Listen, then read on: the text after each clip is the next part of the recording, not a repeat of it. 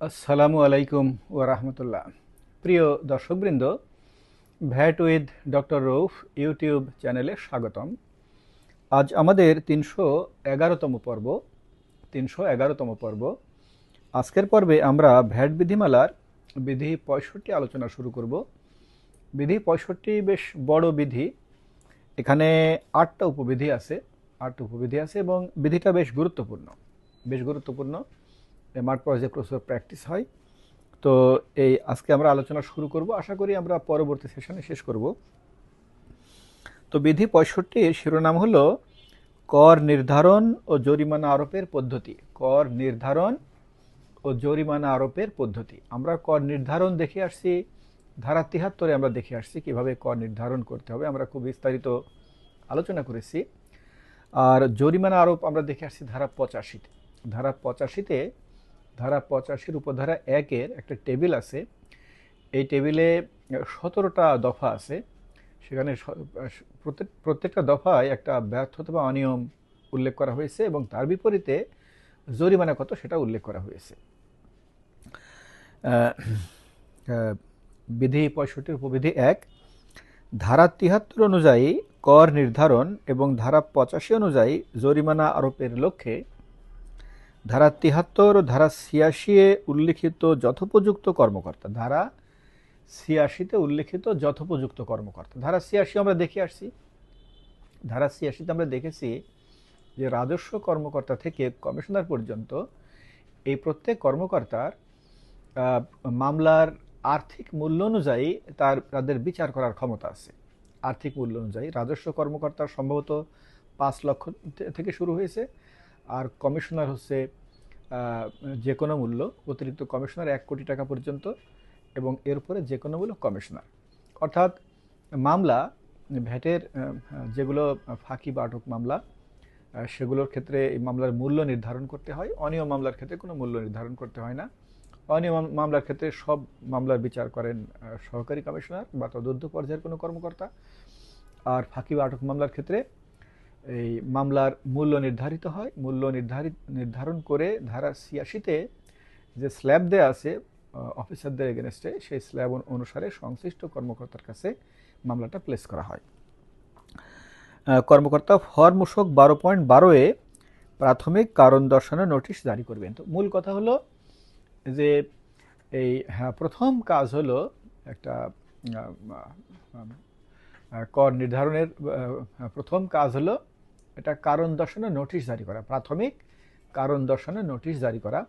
তার একটা ফর্ম আছে, এই বিধির শেষে একটা ফর্ম আছে, ১২.১২ একটা ফর্ম আছে, মূসক ১২.১২।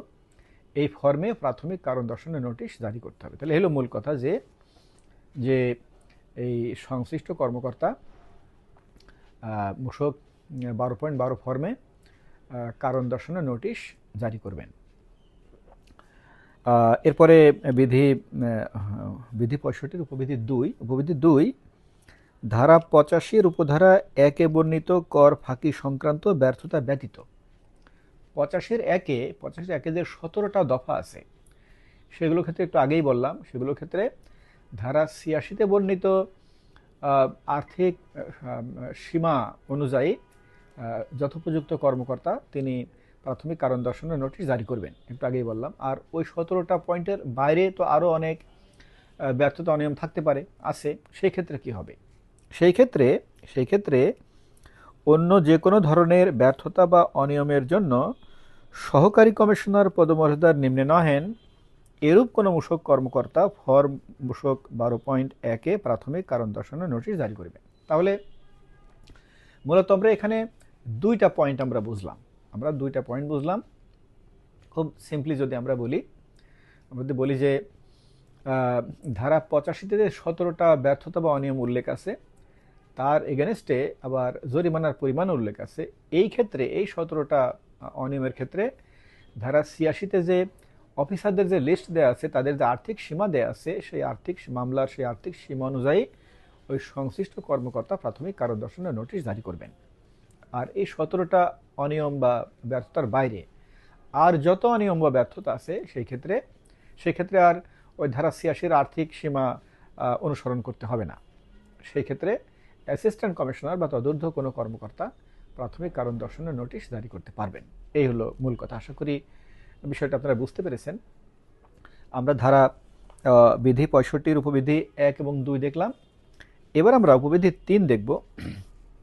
বিধি 3, ধারা 85 উপধারা 2 এর মর্মানুযায়ী কোনো অনিয়ম সংঘটিত হইলে 85(2) অর্থাৎ ওই 17টা পয়েন্টের বাইরে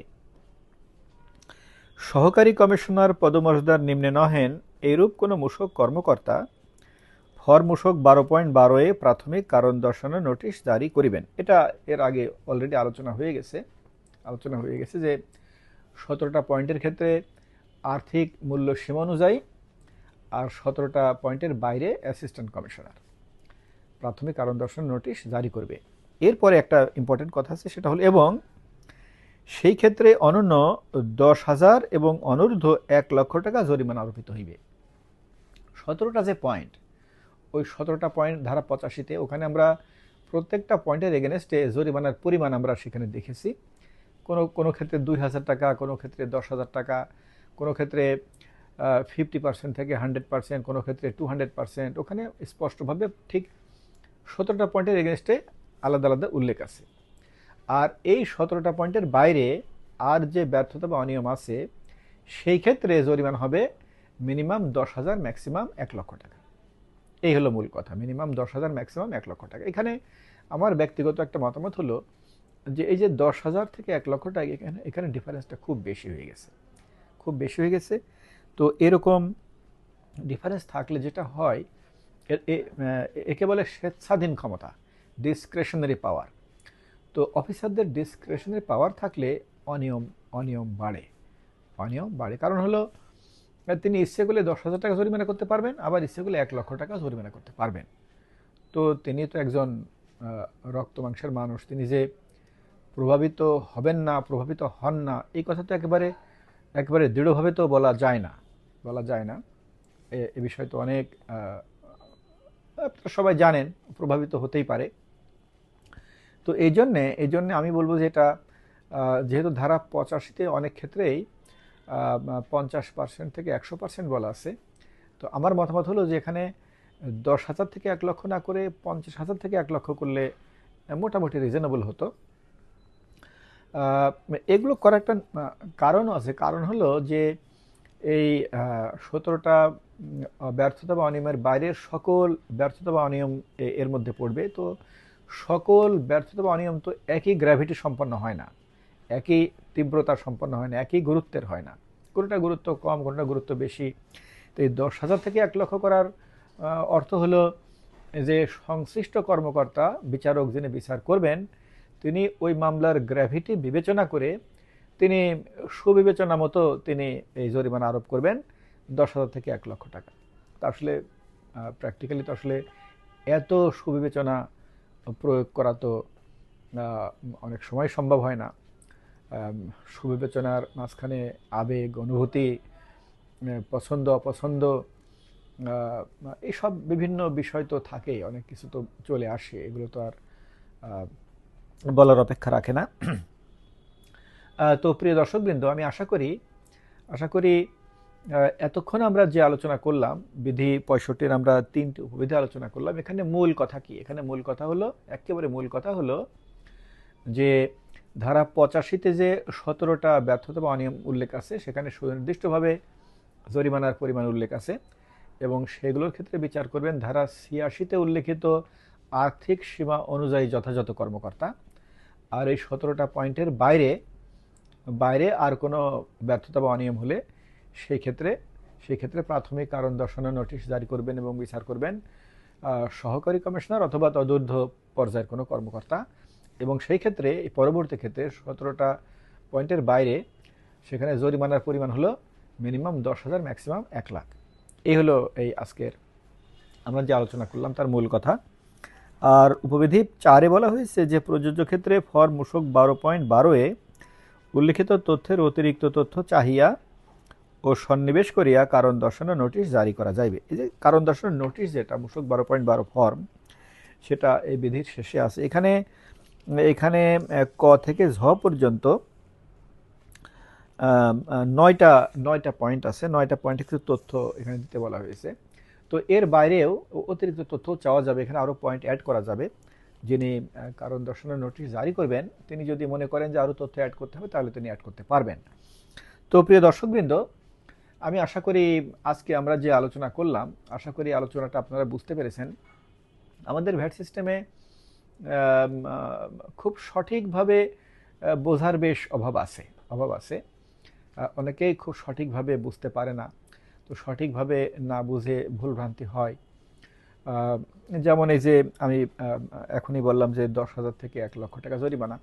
তো অনেক সময় মাঝমধ্যে দেখা গেছে যে সংশ্লিষ্ট কর্মকর্তা জরিমানা বেশি করে ফেলেছে, এমনও দেখা গেছে, কম করে ফেলেছে এমনও দেখা গেছে। অর্থাৎ তিনি হয়তো কোনো কোনো কারণে ভুল হয়েছে। তো প্রিয় দর্শকবৃন্দ, আমরা খুব যদি সামারাইজ করি আমাদের আজকের ডিসকাশন, তাহলে আমরা আমরা দেখব যে ধারা 85-তে যে 17টা ব্যর্থতা বা অনিয়ম আছে তার জন্য জরিমানা সুনির্দিষ্ট করা আছে। সেগুলোর ক্ষেত্রে প্রাথমিক কারণ দর্শানোর নোটিশ জারি করবেন এবং বিচার করবেন ধারা 86-তে উল্লিখিত আর্থিক সীমা অনুযায়ী যথাযথ কর্মকর্তা। আর এই 17টা অনিয়মের বাইরে, ব্যর্থতা বা অনিয়মের বাইরে আর যত ব্যর্থতা বা অনিয়ম আছে সেই ক্ষেত্রে প্রাথমিক কারণ দর্শানোর নোটিশ জারি করবেন এবং বিচার করবেন সহকারী কমিশনার বা তদূর্ধ্ব পর্যায়ের কোনো কর্মকর্তা। সেই ক্ষেত্রে জরিমানার পরিমাণ 10,000 টাকা থেকে 1,00,000 টাকা। এই হলো আজকের মূল আলোচনা। তো প্রিয় দর্শকবৃন্দ, আমরা ধারা বিধি 65তে আরও 4টা উপবিধি আছে। তো আজকে আমরা আলোচনা করব না। আমরা আজকে যে আলোচনাটা করেছি আশা করি আপনারা বুঝতে পেরেছেন। এ বিষয়ে মাঠ পর্যায়ে অনেকের মধ্যে অস্পষ্টতা আছে। তো প্রিয় দর্শকবৃন্দ, আজকে আমরা আর আলোচনা দীর্ঘায়িত করব না।